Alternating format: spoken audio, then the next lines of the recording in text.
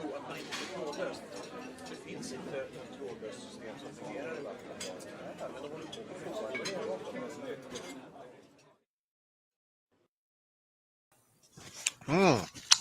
That was a good meal, man. All right.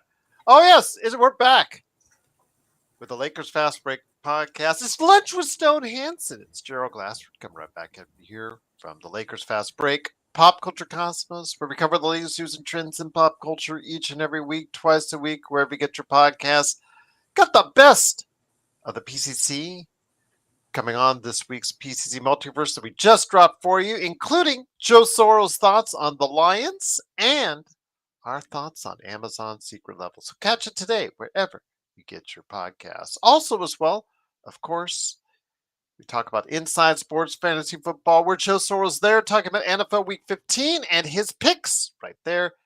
Inside Sports Fantasy Football. Of course, also as well, our good friends at Lakerholics.com. I will see if they're going to do a show. I got to go ahead and reach out. It's always me having to reach out to them to remind them of their own show, which is typical of the Lakerholics. But if you want to catch what they're doing today, go ahead and check them out today at Lakerholics.com. Our good friends Empire Jeff TV covering the Lakers and also as well the Dodgers. The Daniel Berry Sports Highlights, also as well, of course, Lakers in 5, of course, John McCallion channel, all these great channels. Don't forget Stone Hansen at report_court, Joe's upcoming game, Corrupt, COREUPT on Steam, Legend 350, Alfred Desmond, all these great people you need to support, but also as well support us by liking and subscribing. We are at 1,954 subscribers. So close to 2,000. So close to 2,000 subscribers. And you can get us there by subscribing today. Hit that notification bell so you know when we're going to have lunch with Stone Hansen. Could be a college football special with Coach Joe Soro. Could be a snack pack. Could be a post game. Could be an actual playback as well of an actual game like later today against Minnesota. So please like and subscribe. And don't forget to become a member, where I'm going to be putting up a poll here in just a couple of minutes for our members. I may throw it out there later today on the post game, but the members get it first for just $2.99 a month indeed.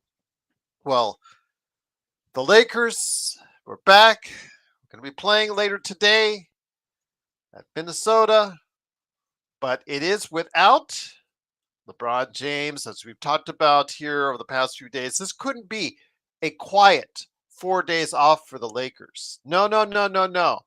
There has to be always some type of drama attached to it, and the personal leave for LeBron James has been at the head of it.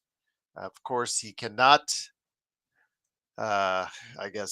decide whether or not he wants to play. Is it the injury? Is it not? Is it something else?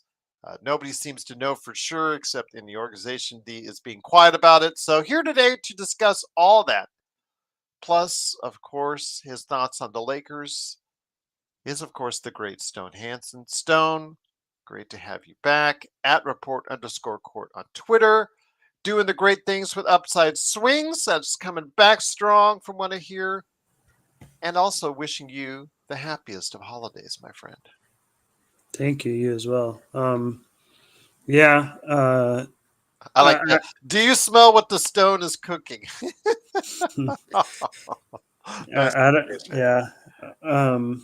Cooking up a blow up for the Lakers. I have no idea what this LeBron thing is. I mean, anything, it would just be guessing at this point, and there's kind of like zero indicators towards any one direction. So I have no idea why he's taking time off. Who knows? Hopefully it's contemplating retirement, so we can accelerate this rebuild. But I have no idea what this time off is or how long it'll go, and I'm not even going to try and guess because there's just kind of zero indicators any certain way. Is it curious to you at all about what's going on now? I mean, again, it just could have been a easy 4 days off for the Lakers, just practice, work on some things, maybe get a day of rest, much needed rest. But what kind of pressure does this kind of drama put on the rest of the organization when this kind of stuff happens?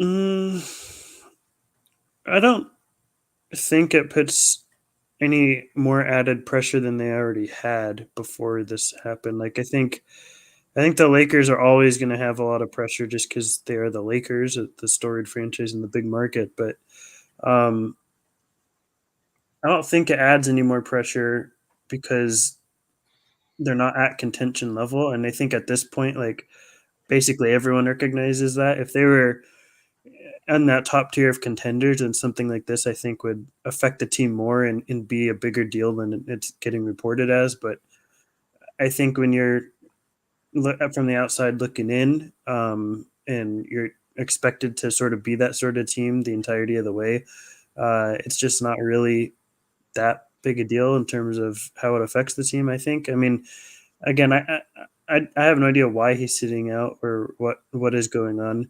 There's It's very plausible there's other things behind the scenes that are pertinent to the team and the chemistry that we don't know about. But at this point, we just don't know that. So it's kind of um, I'm not even going to speculate on it because we just have no idea. So I don't know, but I don't think, at least from what we currently know, LeBron simply sitting out is going as a detriment to the team or not, because it's just not really a contending team.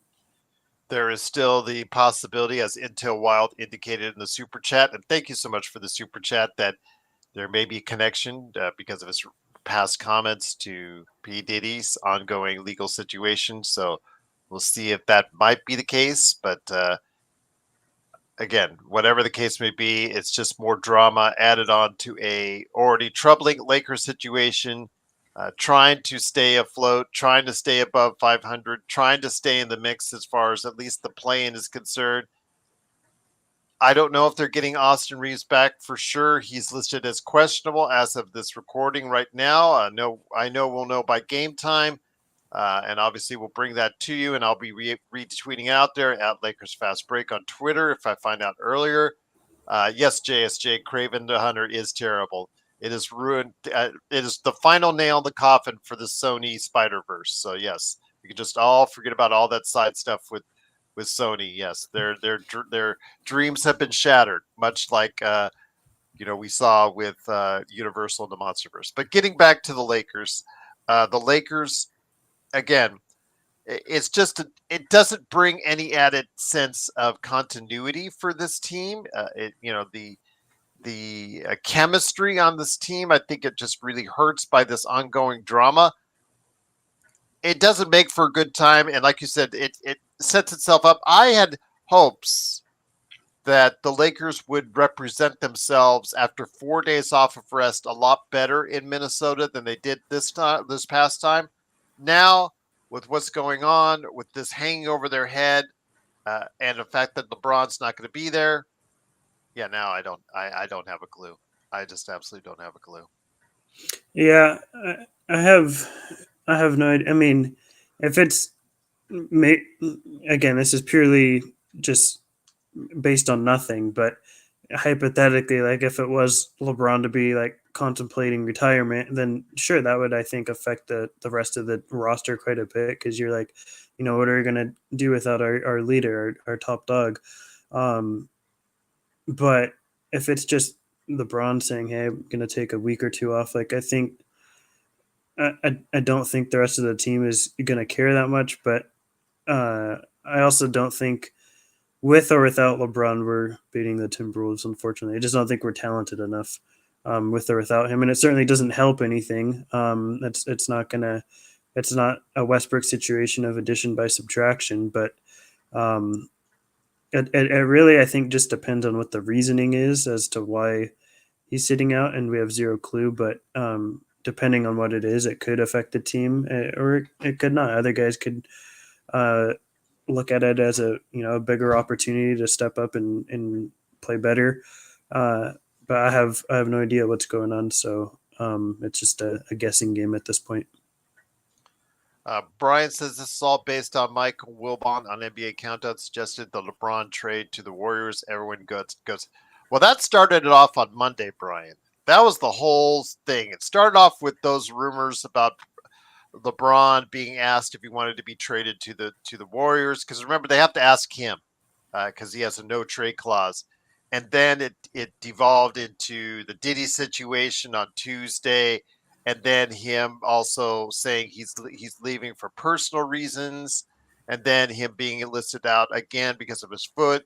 You know, all these variables, all these different things, each and every day just being sprinkled in there. It just makes for some really tiresome dealings if you're the Los Angeles Lakers. And again, as an organization, I've tried to be on just as not a stan and not a hater when it comes to LeBron. Just appreciate him for what he's doing at his age, what he can give you at this age. It is very limited, but when you see it in spurts, you know, sometimes it could be really good, sometimes it could be really bad, but you know, not having him in the lineup, Stone, obviously affects the short and possibly long-term future of the Lakers as far as this season is concerned.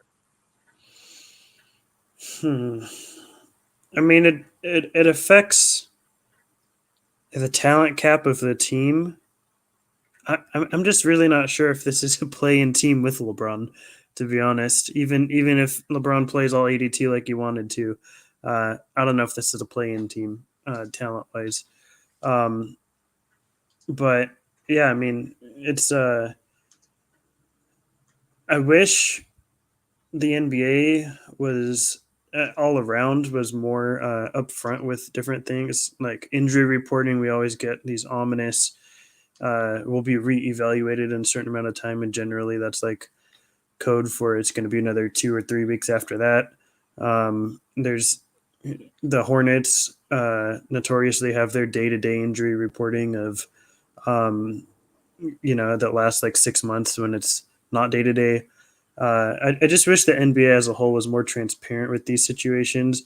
And, you know, maybe something is personally happening with LeBron that we don't need to know about. So I don't want to say too strongly that it should be made news to us. But, yeah, at the end of the day, I wish more things are transparent within the league. I think this team is just destined for subpar play with or without him, though. I don't think him being there really dictates how this season goes for us, to be honest. Once again, it is Lunch with Stone Hansen. I'm along with Stone Hansen here. He is at report_court on Twitter, and then also the Upside Swings podcast, which you got to go ahead and check out if you want to know the future of the NBA with all the draft news and reports and analysis that they have upcoming for you in the near future at Upside Swings. This is me, Gerald Glassford. Thanks again for listening. But it is the Lakers later on today at Minnesota. Starts at 5 p.m. We'll have it up for you on playback. And then, of course, the post game around 7:30. I will probably have and ask John Costa to host it because I don't think Joe will be available for this evening. He said if he's going to chime in, it's going to be from the mobile. So we'll see what we can do from there. But we'll get something up for you tonight, right there for you at the Lakers Fast Break. Brian says all these player podcasts, no info worth it. Yeah, I never listen to player podcasts. I never listen to the LeBron, JJ Redick podcasts. They just tell you what they want you to hear. It's not tell you what I want to know. And that's the problem. That's why I don't like listening to these player podcasts. It's just, yeah, if I want to go to opinionated podcasts, I just stick around the Lakers Fast Break, and I'll just leave it at that. But when it comes to the Lakers, you were at the forefront 2 seasons plus ago for blowing up the Lakers at that point in time. This was before that trade deadline 2 seasons ago that, you know, obviously kept Rob Pelinka's job somewhat safe at that point in time because of the trades that he made. But even before that, you were asking to blow up the team. And your position has not wavered one iota since. Do you think that the organization, the more this LeBron drama plays itself out, the more that this team slips into mediocrity, that your vision of being able to blow up the team, even with the collective bargaining agreement and the possibility, and a lot of these trades that are being discussed, that even we discussed, a lot of them have to be facilitated with a third team involved just to make sure all the tax aprons are met. That's something I was thinking about this morning that hit me. I'm like, yeah, a lot of these trades can still be pulled off, but now you got to figure out a third dance partner for it, which makes it even tougher. Your thoughts on having to go ahead and come to the realization for everyone out there that it might be sooner rather than later that the window is closed and that a breakup is imminent with LeBron and AD and the Lakers. Yeah, I mean nothing lasts forever. It's going to happen at some point. I think everybody knows that. And yeah, I mean the worse we play, the more consistently, I think it only accelerates that. If we were to finish this season as a team that couldn't make the play in, I think you start to. I think those questions become way louder than they have been the past couple seasons. Because this is a team that's been scrapping just to get into the first round. Now you're talking about a team that couldn't even get there. I think that that starts to weigh heavily on the front office and what they need to do to change things. And because if you're a team like that, generally speaking, it's because you're a team that's doing it intentionally because you are starting with a new young core. You're trying to acquire that young core, and you are doing so with the hopes of being bad that season, like a Jazz, like a Wizards. But when you're a team that is actually trying to be good and you just fail at that, I think that changes the whole dynamic and it starts calling for, big changes in the organization. And at this point, I don't foresee LeBron being traded for any point during the rest of his career. He's so close to the end of it that I don't think this is a guy that's going to want to pack up and move his family another time, and go through the whole trade process and all this. I don't foresee any LeBron trade happening for the rest of his career. If LeBron's not going to be a Laker, it's because I think he retires rather than him requesting a trade out. And once he does that, I think that's when the AD question pops up of what do they do. And rarely in today's NBA do you see one star leave and the other star stay with the team. I think that's generally speaking, you see one go, you see them both or three plus go. I mean, you've seen it in the past with OKC when Paul George left. Westbrook was not that far after. We've seen it with in the I mean, just with the Raptors recently. Once they traded Siakam, OG was right after. And not that those are LeBron AD level guys, but those are their players that are keeping them above the lottery type of team that they are. Obviously, Scotty Barnes stayed because he's on a different timeline. He's much younger than the other two, but I think it's once one leaves, I think you could pretty much expect the other to follow behind. But the more we lose and the more consistently we're blown out and losing in this fashion, I think that only accelerates this for players. And LeBron still has another year to collect 50 million plus money or for the season. But maybe he wants that. Maybe he'll take it, or maybe he's tired of losing and he's like, it's not worth it anymore. I'd rather watch Bronny's games. I'd rather watch Bryce's games and not be away from my family for the season. So I think that question becomes louder for him if it's less worth playing for. If we're not a team that's good, I think there's less incentive to come back and play with us. So we'll see what happens. I'm not saying it's happening this season or this summer, even though that would be my preference. But I think it becomes more likely the more we lose. Jalen says, I just wish we had players that are healthy. Well, we've been one of the healthier teams in the NBA. We've had LeBron and AD up until the past couple games. We've had LeBron and AD AD has had his plantar fasciitis and nagging issues here and there, but for the most part, he's been able to give you quite a bit. And same thing with LeBron. LeBron has had his ups and downs because of sheer age, and we've seen that out the court, but he's been available for the most part, except for the past now 2 games. If you guys are talking about Vando and Wood, in the case of Vando, however good a defender you think he is not improving one of the worst NBA defenses in the league that much. One guy, unless his name is Victor Wembanyama, or Rudy Gobert or whoever a top defender of the league is at the center position, is not changing the dynamic for the Lakers on the defensive end a whole lot.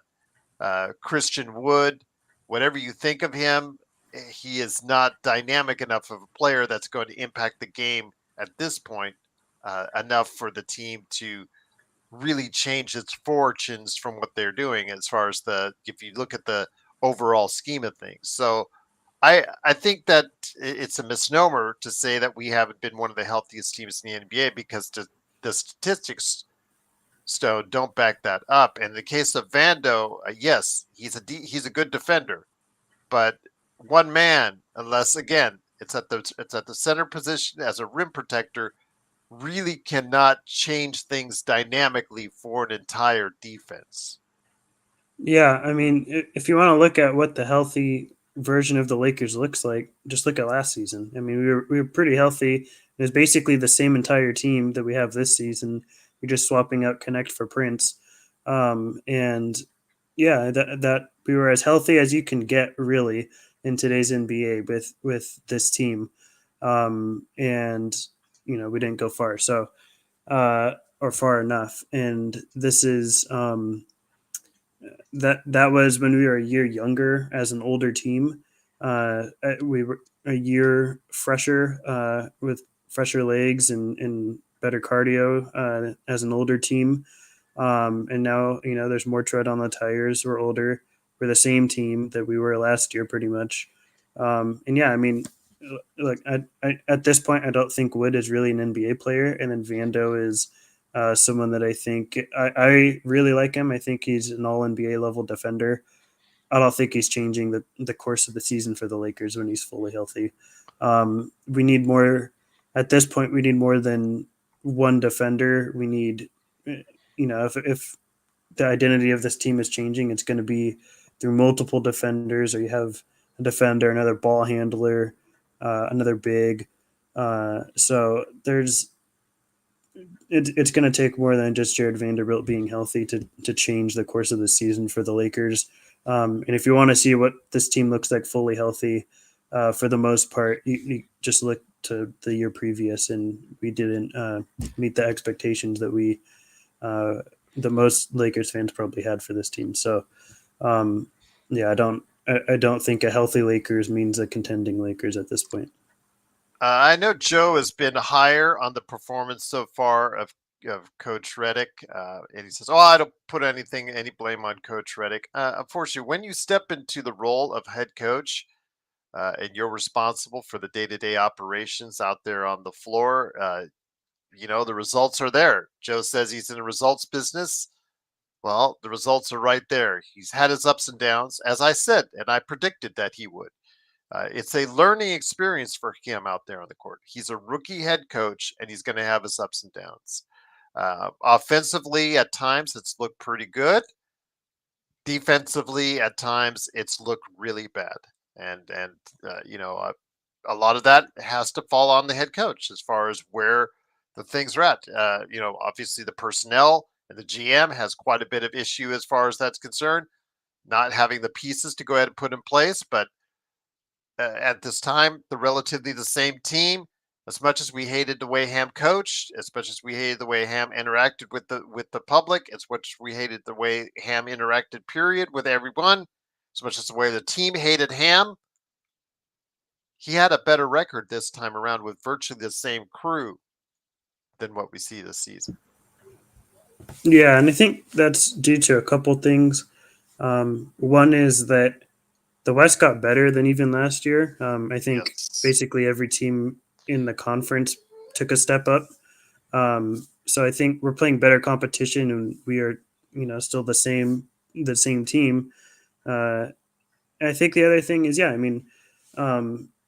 just because we are a bad team doesn't mean we can't be coached poorly or coached well. I think you can still make the most or not make anything of what you have.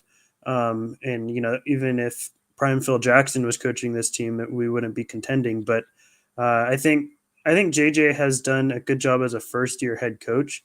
I think there's been mistakes. I think he's over switched at times, or he's drawing AD out to the 3-point line when you have no rim protector to be at the rim, and you're too insistent on switching everything. But then, he's running offensive sets that we actually didn't run any with him, and so this is a team that is running things, and I actually think he's running. Even though some of them may be simplistic, he's running them in different ways with different players, which is interesting. But we just don't have a talented enough personnel to execute it a lot of the time. So even like his out of bounds plays, for example, like these are some great out of bounds plays that he's running and that he's doing. It's just we don't have the talent to necessarily execute them to the level that we want. So I think he's done a good job. I think he's had mistakes too, like I said, more so defensively, I think. But even if the players don't execute because of the talent separation, what they are trying to execute can tell you who the coach is. And I think for me, JJ has done a decent, solid job as a first-year NBA head coach, and thus far. And the record is just never going to reflect that, no matter how good he is at this point with the team that we have. But that's not to say he's been without mistakes. I think he's made mistakes too, and he's challenged some calls he probably didn't need to challenge. There's things you can definitely pick on with him, and I think are valid to critique because he's made mistakes, and he's a first year head coach, and I think you should expect those mistakes, but it doesn't mean you should necessarily excuse them either. So I think there's a fine balance between those things. For the record, I do not smoke any substance. I knew you were going to see those comments. I wasn't going to allude to it. I think BTS referred to you as the wake and bake guy. I thought that was funny. I was Christmas shopping. I have to Christmas shop after this too because I have limited time. But it's cold out, so I am, and my ears get cold. I'm wimpy because I'm a Southern California guy, but my ears get cold, so I'm wearing a beanie. I forgot to take it off before the show. You don't want me to now because my hair is crazy. But yeah, I do not smoke the herbs. I do smoke cigars, but not the herbs. So there you go. You got your answer there, BTS. But like Brian had a question. Do you think that the Lakers, in a desperation move, will trade or utilize a trade involving the 2 first-round picks? I say Rob can't help himself. At some point in time, he's going to want to move those picks, whether to save his job or just try to see whatever he can do. I don't think it'll bring back something that'll substantially move the needle. Again, this team is so far down on the list in the Western Conference that it's going to take more than just one trade to get them where you guys and we want them to go. But that still won't stop Rob from making another desperate move like he's made before, Westbrook and then the trades. Some of them have worked out. They worked out the year that the Lakers went to the Western Conference Finals with those trades. But that's one trade deadline in a series of moves that he's made over the course of years that have not really panned out. Yeah,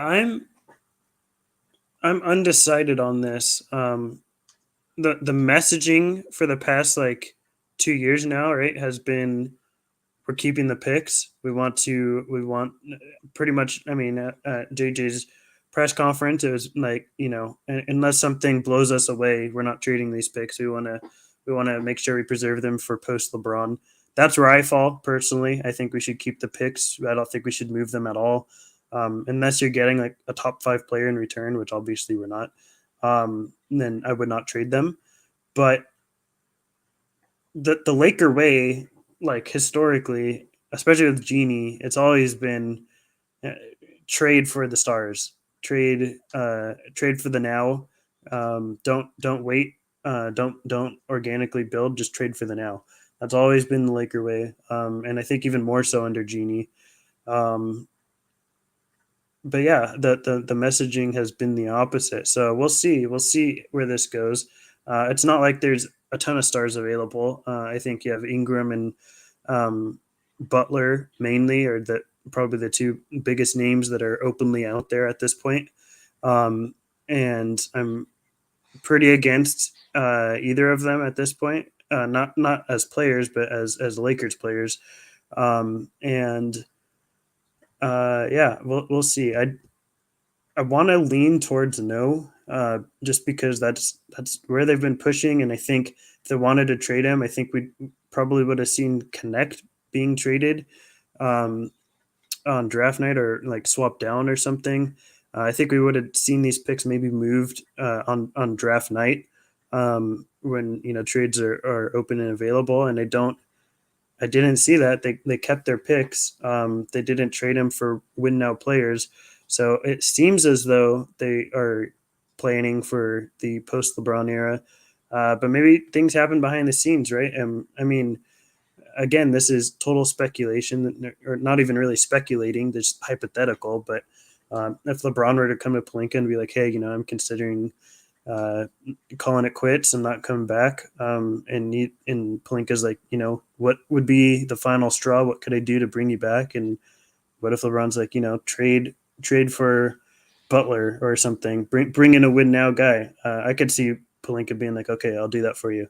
And I'm not saying that's going to happen or anything. I'm not saying that is happening, nothing like that. But I could see there being like ultimatums made by mainly LeBron and AD because they're so tired of this perpetual play-in business. And Pelinka being like, you know what, you're right. I'll change the course of this team and I'll move those picks for you. I could see that happening. But at the same time, you have to imagine those two players wanted that this offseason, and Pelinka didn't do it. So if he didn't do it then, maybe why would he do it now? That's kind of where I'm at. So there's mixed messaging or mixed feelings I have, I should say, about whether they do this or not. And I'm hoping they don't, but we'll see. It's just guessing at this point for me. I don't feel definitively one way or the other what they will do. It's so funny because Brian just said the Lakers orphans are everywhere. And I'm thinking to myself, yeah, Thomas Bryant just got traded today to Indiana for a second round draft pick. And you think, oh, yeah, Indiana, they with two backup centers that both had Achilles tears. Yeah, they need a big man for a backup. Yeah, this would go fine. But then Shams Charania puts at the very end, he becomes trade eligible again on Sunday. just had to get that in there. Just had to get that in there. I thought that was really funny. But yes, all these guys that we get it every day in the chat, Stone, where somebody romanticizes about an ex-Laker. BTS is romanticizing about Dennis Schroeder coming back. Kyle Kuzma's name has been popping up. Guys, they didn't get you to the top of the mountain before, and yet you want them back. I still hear JaVale McGee's name every now and then. I still hear Dwight Howard. I still see in the chat. Man, Dwight Howard can 4 still join years. us. Yeah, exactly. Almost 5. Yes. Yeah, they're not the same player, but they're yeah. I mean, Schroeder and Kuzma are good players, but and I think that probably makes us at the least a play-in team confidently. But is that what you want to spend your picks on? Like, do you want to spend those picks on guys that can maybe get you to the second round? Because you're not contending with them on your team. Like, you're a better team, but you're still not where you need to be if you're really trying to contend. So I'd rather hold the picks. I'd rather tank as soon as possible and keep the picks and not just ride it out until it happens. But not having a 25 and 27 picks is debilitating for a team trying to rebuild.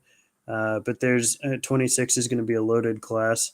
I have no idea what 2028 looks like, but yeah, this is not a team I think that should be looking to trade for upgrades with their supporting cast because it's not going to be enough. What about 2025? Because you said 26, maybe 28 to be loaded classes, but 26 you said is a loaded class. So the Lakers do have, I think, a pick there. I think it's 27. They give it up to Utah, unless that's the top 10 pick. Yeah, that's what I mentioned. I think they only have 26 and 28. So if they were to rebuild, they wouldn't have this year or 27 for the. Let me make sure, because there's the one that they owe the Utah Jazz, but it's top 10 protected. I'm going to go ahead and look it up. I know I have to look. It's like almost every week I look this up, but 2025. Let me ask you this. I'm not asking any Cooper Flag questions unless you really want to talk about him, but I've been watching very much your Twitter at report_court, and you have your eye on some guys. It's funny because I had to look up Milicic, and you had Milicic in there. I'm like, is that Darko's kid? And I'm like, no, it's not Darko's kid. I know his father is a coach, in Europe, and a legendary coach in Europe. But man, I was so bummed when I found out that Darko's not his dad, Stone. But tell me some of the more interesting players initially that have caught your eye. Yeah. Well, I guess the big one for me, if we're talking about guys that are not conventionally talked about this high, a guy that I'm pretty high on in comparison to most people would be Noah Penda. He's someone that has really popped for me. He's like 6'8". I would guess just by looking at him, because weights are not always accurate, what they're listed at least, or height. But it looks like he's probably like a 230 type, 230-pound type guy. He can handle, he can shoot, he doesn't finish great at this point. I think he's shooting like 52% at the rim, which as a forward is not great, but he's getting there very frequently. I tweeted out the other day, out of his 108 shots attempted, only 3 have been mid-range 2-point shots. This is like a very in tune with the modern NBA shot diet at the rim or from 3. From 3, he's shooting, I think, 11% better than he did the year previous. The touch looks way better. He's doing a lot of no-dip threes where he gets it really quick and puts it up. Very confident in his shot now. The touch looks just way better. And the fact that he can shoot apparently now, at least so far this season, at least, and I should have stated this at the beginning, but he plays professionally in the French Pro A League for Le Mans. And that's a pretty solid team in France, and he's been excellent. Someone that has taken a big step forward. He's only 19 years old. I think he'll be 20 his rookie season, but he's just super strong. Rarely makes mistakes, I think, is the big thing for me. This is a guy coaches I think are going to be really liking because he can feel confident on defense or on offense that he's just not going to make the wrong reads. He's very mature for his age as a player. And he sees things very well with the ball in his hands. The accuracy as a passer needs to improve. He throws things too left or too hard sometimes, but and the footwork is great as a post guy, both on offense and defense, defending the post or posting up. So a guy, I think it's just very versatile on both ends. I really like him. I think a lot of people have him like as a late first or early second type of guy. For me, I don't have rankings yet because I just haven't watched enough of guys. But the caliber of player he looks to me as is like a top 10 type guy. So we'll see where he lands for me, but that's someone that I'm pretty interested in early on. Once again, it is Stone Hansen at report_court on Twitter. Please give him a follow today on Twitter. He's also on Blue Sky, as we are as well. So go ahead and follow him there as well. So with that, I did want to make a correction. The Lakers in 2027 keep the pick if they finish in the top 4. So basically, if they win the lottery, they have to be in the top 4. they will retain the pick. Otherwise, they give it up to Utah. So that's essentially Utah's pick right there. The odds are probably not in their favor then as well. That's But it. It is possible though. If you take LeBron and AD off this team by then, that's 2 years away, right? That's after LeBron's contract ends, and by that point maybe AD asks out. Uh, I mean, this is a pretty bad team without those two guys, as currently constructed. And at that point, you have 26-year-old Connect, but um, I think it's very plausible to be that bad. Top four, I mean, it's small, but usually there's in every NBA season, there's I would say a pretty definitive like bottom 4 to 5 teams each year that are going to be in that mix. So I think if they get to that level, the odds are decent.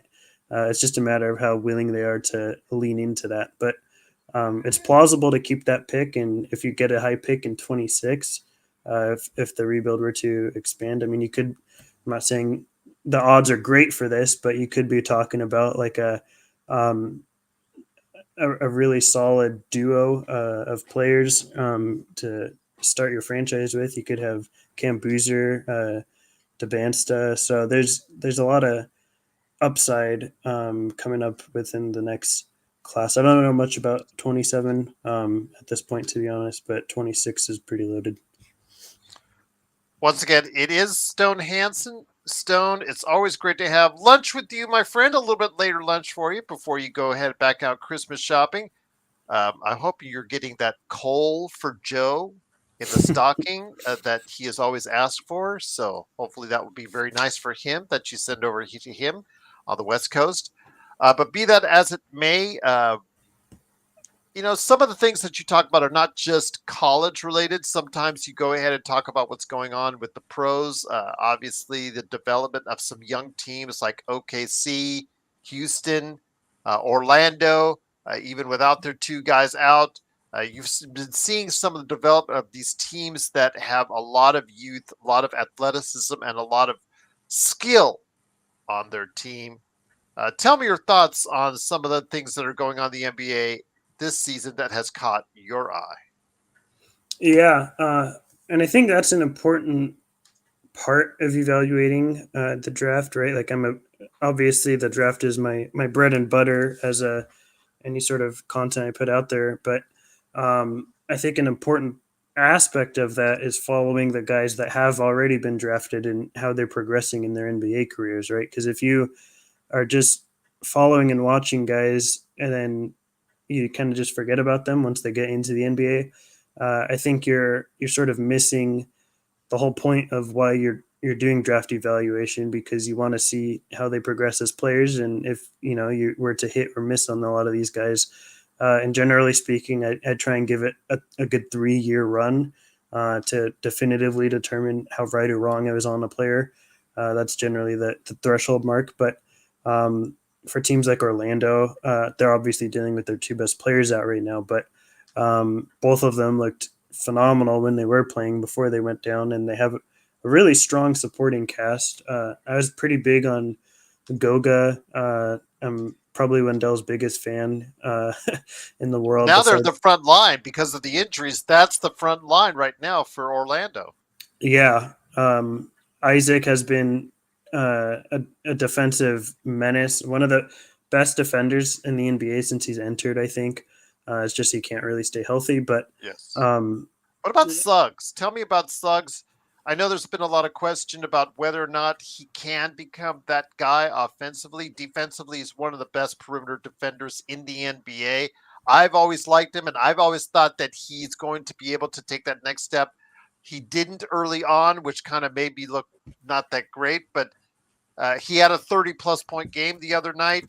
He still has to get his shooting somewhat more consistent like the rest of Orlando, but tell me your thoughts on Suggs if he can take that next step. Yeah, I like Suggs quite a bit. I think I had him third in the 20. What draft was he? 2021. I was pretty high on him. I mean, he's a guy I think that just leads to winning basketball when you watch him play. Like he's I called him a make winner at that point in time. Yeah, and to be honest, like it didn't really have much to do with his college career. Like he just there's some guys you just watch on the court and they just affect the game and plays that win. For me, like last year, that was Jalen Tyson. He hasn't got much of a burn yet, but hopefully he'll get some here shortly. But with Suggs, like I think he just gets so many deflections. He makes life so tough for other guards. Uh, the shooting has been the big worry for him his whole career. And I think early into like his second season, I mean, it's a legitimate question of if this guy doesn't shoot, can he even stick in the NBA? Like that's a real question that was valid to have with him. But the defense really just came on in a huge way. He was always a good defender, but I think he's really taken it to just this elite level. There's a lot of shooting progression has happened since then. He's someone that I think just feels a lot more comfortable pulling up and taking shots. It was always going to regress from last year. I think he was shooting like 40% last year. I don't think that was ever going to stick for him, but he's just taking a higher volume of them. That's a big indicator of someone that's just more comfortable in the game. I think that you're seeing a lot more of the offensive burden being put on him. And I think part of that is necessity because you have guys like Powell and Franz that are injured. They're two best players. They're highest volume guys. But then you also have, I think, just a natural progression with him, just kind of growing into his body, growing into his own as a player. And I think those two things are sort of creating the perfect storm for him this season to be a strong offensive player, and he's going to always struggle as a shooter. I think I don't think he's ever going to be a plus shooter like he was last year again, and he struggles in terms of finishing, but he can get to the rim. He can create enough separation to get himself opportunities. I don't think he's like got great burst or anything, but he's in a setting that allows him to really push the envelope as an offensive player. And I think for his capabilities, he's making the most of it. But his bread and butter is always going to be defensively. And I think he's proven year after year at this point that he's one of the top guard defenders in the NBA. Once again, it is Stone Hansen. He is at report_court on Twitter. Plus, also as well, of course, what's going on at Upside Swings, the NBA Draft Podcast. Laker Tom is feeding into the rumors now about now are hiding about Nikola Vucevic. I've seen some things. Yeah, you see, like you talked about it as well. You talked about that earlier today. Tell everybody what your opinions on that, because that would be a sellout. He's having a nice season. He's rebounding off of a not so good season. But Vucevic, Valanciunas, these guys, they're in their mid-30s. Yes, they can stretch the floor a little bit. Yes, they can rebound. They don't really help you defensively, especially in the case of Jonas, gave up 56 points to Jokic. I don't think that you want to really put on your resume. And Vucevic is not what you would call a defensive stopper as well. But they do stretch the floor and rebound. But again, for what you have to give up for these guys, or the Robert Williams, the Time Lords of the world, the DeAndre Aytons, whoever it is, they're all asking for a first-round pick. I just don't think when you put them on this team alongside AD, I don't think it is enough, again, to get us where you want to go. And I just don't want to see the Lakers throw away another pick in the future that could potentially grow something stronger and better down the road than for something short-term that won't work out. Yeah, I agree. And I mean, with Vooch and Valanciunas, like Vooch is shooting a career high as a 3-point shooter. He's been insane this season, and that's very much an anomaly when you're that late into his career and having a career year in a certain area. Like I think it's probably unsustainable for the rest of the year. So to think he's that level of shooter, I think, is a bit of fool's gold. But he has proven that he is a solid shooter from the 5 at the least. Just maybe not that level of guy. And I mean, Valanciunas, I think at this point is a fine backup center. He's not someone I would start. And I think Vooch probably is too. It's just that the Bulls don't have anyone better. Both of them, you can make a case for either one that they're worse than the other defensively. And it's if it's a matter of lateral moves of trading D'Angelo or Rui to get someone like Vooch or Valanciunas, I don't care that much because I don't think they're a huge part of our future moving forward. A lot of people like to talk about Rui as this young guy, and Reeves too. To be honest, they're both like 27. They're not super young, and I find Rui especially to be fairly expendable. So if it's a matter of just lateral supporting cast moves, I don't care a ton, but I would rather even keep those guys and trade them for swings on young guys that are unproven, that are unknowns. And maybe you are able to strike on one of them and you get a really solid young player out of it. I mean, we saw just this off season with Dallas moving Tim Hardaway Jr. and getting Quentin Grimes back, and Grimes is way younger and has been better than Hardaway Jr. So taking swings like that, I think, is more intriguing to me than these established vets who can help you in the short term get to, 5 or 6 more wins throughout the season. Like, it's not that intriguing to me. And I certainly wouldn't move a first round pick for any of them. Of any of them, Robert Williams intrigues me the most, and he's someone that's way younger than these guys and way better defensively. I like him a lot as a player, but I wouldn't be interested in trading a first round pick for him. And I think a lot of teams in the NBA would be. And I think you'd be dealing with a pretty competitive market for him. So you'd probably have to add a couple seconds, maybe a swap or something. But that's as much as I like him, it's just not someone that I'm willing to move those first for at this point. I really just want to keep those first moving forward. And even more so when you're talking about negative defenders who are 32 plus years old. Once again, it is Stone Hansen. He is at report_court on Twitter and also as well the Upside Swings podcast. So before I get you to plug what you are doing, I have to mention it because it's mentioned in the chat and they mentioned it nonstop last night.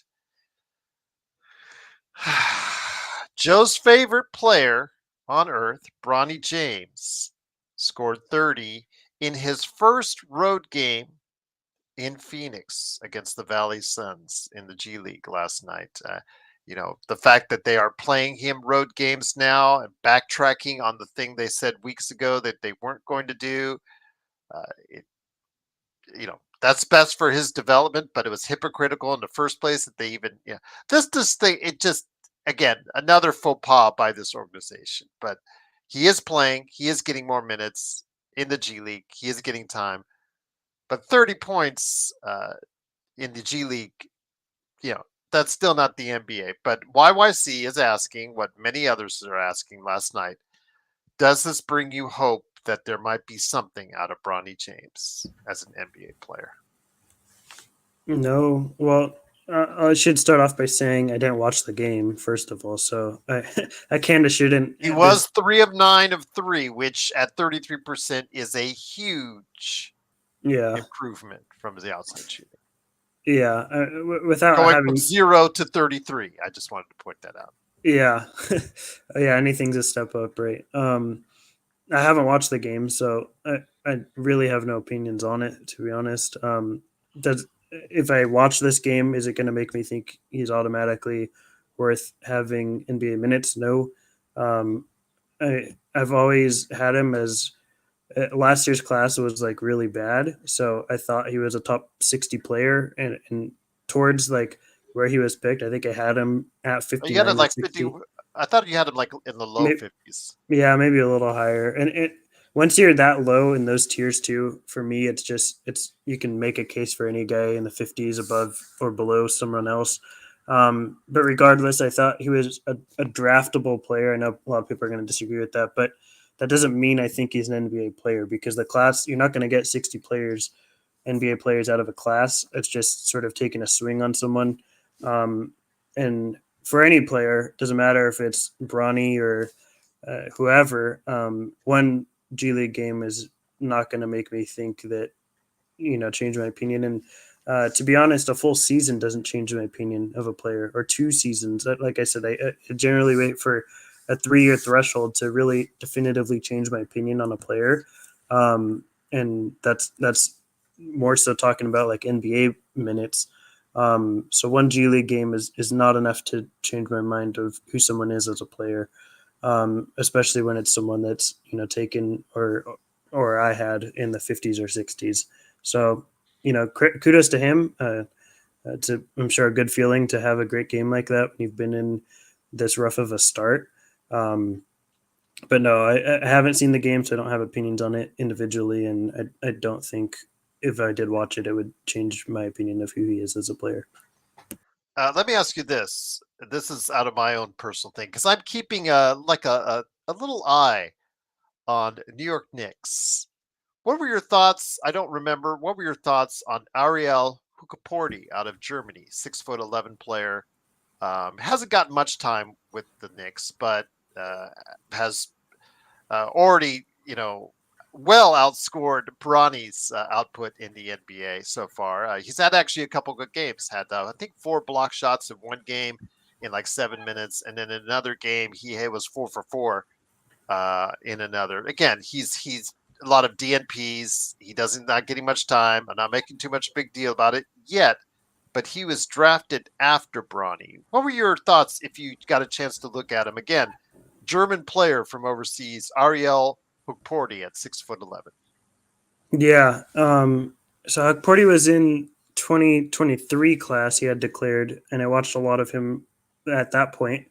I liked him, I think, on my board in 23. I don't remember full 2 years ago exactly where I had guys, but somewhere in the 40s, which is a guy I think is, worth an NBA, generally speaking, in most drafts, worth an NBA contract, to see what they do. And again, you're not going to get 40 NBA players out of any draft, but you're taking the best swings that you think you can get at that range. And he's someone that I somewhat liked, and he ended up pulling out of that class in 23. And then he re-entered in 24, or I think it was auto eligible in 2024, because if you're a pro overseas for a certain amount of years and you reach that threshold, you're auto eligible for the draft. You don't even have to declare. So he was auto eligible, and I found out his auto eligibility late in the game, and at that point, I didn't have enough time to watch him last year. I think I only got to like 75 guys last year. It was kind of a low year for me, but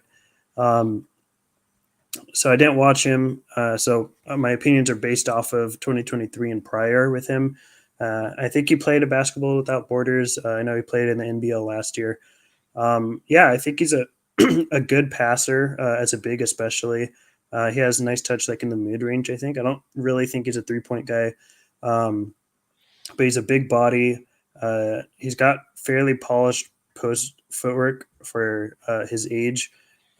Defensively, I think he's kind of more of a plotter, at least from, again, this is 2023 and prior, so maybe he increased his cardio since then, but he seemed more of like a plotter to me at that point in time, who's not running the floor in transition or anything, but when you're in a half court setting, I think can move to the right places where he needs to be well. And I think he positions himself well. He's just not much of a playmaker defensively. He's not like blocking a ton of shots or getting his hands on a lot of balls for deflections. But yeah, I mean, I liked him enough to have him in that, I think, top 45-ish range in 2023, which was a better class than 24. So, but he's also a year older in 24. So, yeah, I mean, speculatively, I probably would have had him in the 30 to 45 range, somewhere in there last year, had I watched him, I would guess. But someone that interests me, at least in 2023. I'm not saying he'll be a TJD by any stretch of the imagination. Trace Jackson Davis, who was picked right around where Bronny and Ariel Hookporty was, and you see what he's turned out to be as far as for Golden State. But before we head out, one last question, real quick, because I know you have to leave out of lunch. I'll be paying the waitress here in just a second and taking care of the bill for you, my friend. Mission 24 says, what's something positive Stone would say about the Lakers? Some kind of hope we can cling on to. Yeah, Mr. Positivity. Dalton Connect? I mean, I loved the pick with Dalton Connect. I loved the pick with Dalton Connect, and I think he's going to be a really good player. I've always said I think he's a great player. I don't know if he's a building block for like a rebuild or anything. What I will say, I mean, again at pick 10, you're not going to really get that often, but I think that you got a really good player, and that's something that's worth a lot for the Lakers especially. But what I will say is you still have a really valuable asset with Anthony Davis, and that can get you something really good still. So I'll leave you with that level of hope where there's a solid package so long as the Lakers or so long as AD is with the Lakers and stays healthy. There's a big bag to get for him if you were to move him. So you're not completely void of any talent if LeBron were to leave. And that's what I hope for. That's what I hang my hope on is AD's health and the value he has across the league. So that's the bit of hope I'll leave you with this Christmas season. Before you chat out to go do that Christmas shopping, once again, it's Stone Hansen. What are you up to at report_court and or your Upside Swings podcast with the great guys there at Upside Swings? Yeah. So I'm at report_court on Twitter. That's where you could find all my draft work. Stone Hansen on Blue Sky?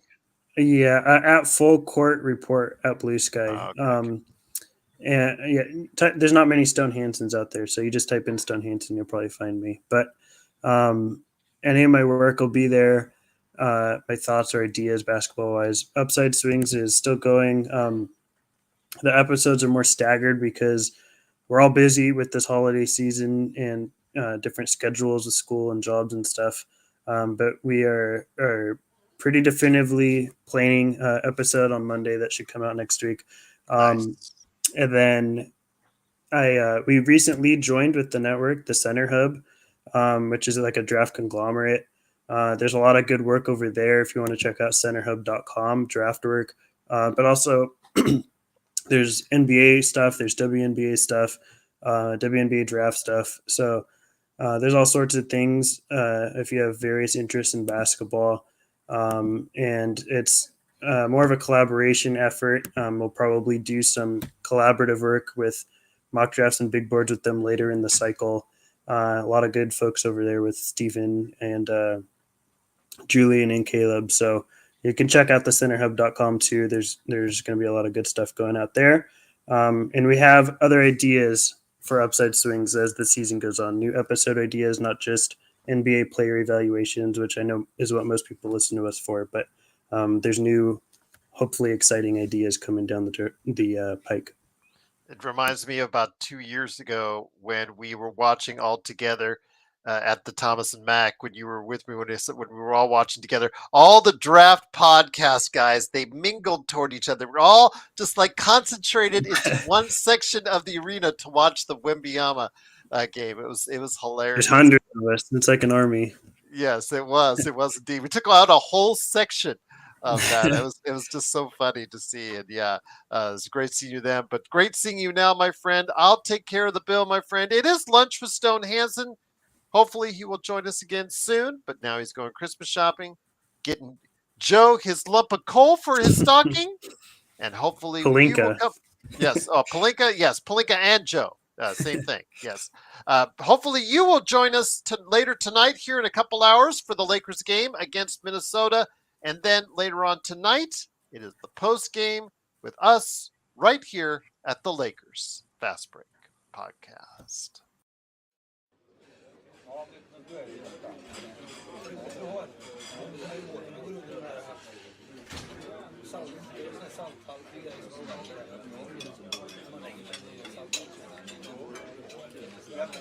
tänkte man måste trådlöst tro att man inte är trådlöst. Det finns inte ett trådlöst system som fungerar i vattnet. Men de håller på med